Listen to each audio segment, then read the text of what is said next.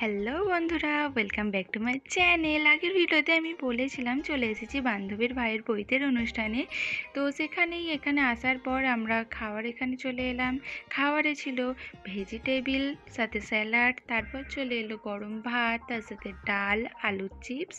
সেগুলোর মধ্যে লেবুর রস দিয়ে ভাতটা খেয়ে নিলাম। এইটুকুনি ভাতে আমার পেট ভরবে না, তাই আমি আরেকটু ভাত নিয়ে নিলাম। এরপরেই ছিল বাসন্তী পোলাও, তার সাথে আলুর দম।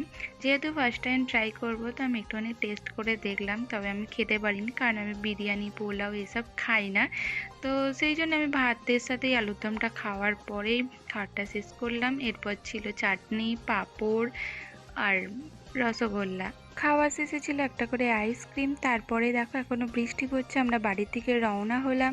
আমি বাড়ি যেতে থাকি। তো তোমরা ভিডিওটা ভালো লাগলে ভিডিওটাকে লাইক করে চ্যানেলটাকে সাবস্ক্রাইব করে রাখো, আর বেল আইকনটা প্রেস করে রাখো। টাটা।